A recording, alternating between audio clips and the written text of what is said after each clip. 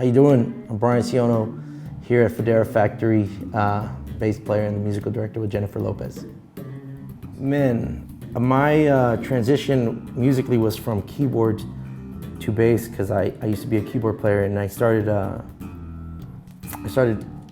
playing bass in my church, and because we needed a bass player, and I saw a video of Abraham Laboriel Sr. play, and I was like, wow, like, yeah, I'm gonna be a bass player. Something like that.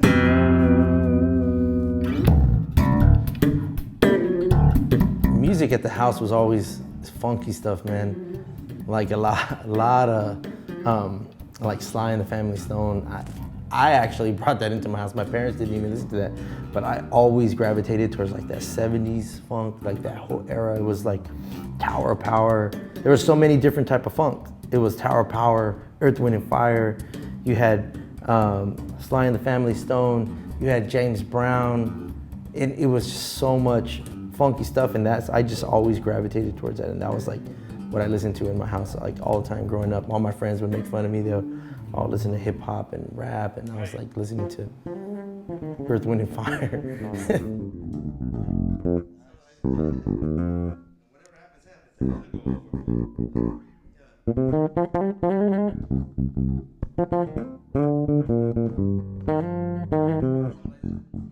So yeah, growing up, you know, we all want to be the best bass player you can be or play all the notes and stuff, but I had a conversation with a guy, which was a really important moment for me in my playing, in my style of playing for what I do now.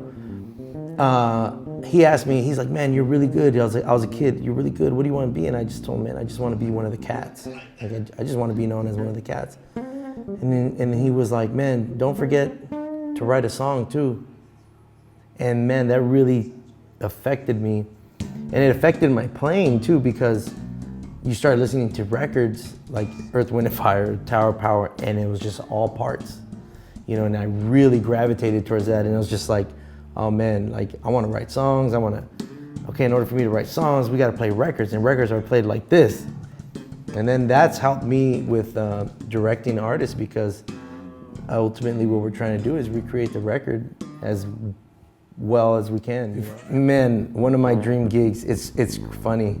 Obviously, one was Michael, and that was, that was not gonna happen, but unfortunately. The other one would be Sting. I would love to play with Sting. Like, that would be huge. And believe it or not, growing up being Latino, I've always wanted to play with Luis Miguel. Always. Because that is a funky gig, and the band sounds good. So those are like, I love Luis Miguel or Sting. That would be up there for me. That would be like the ultimate gig for me.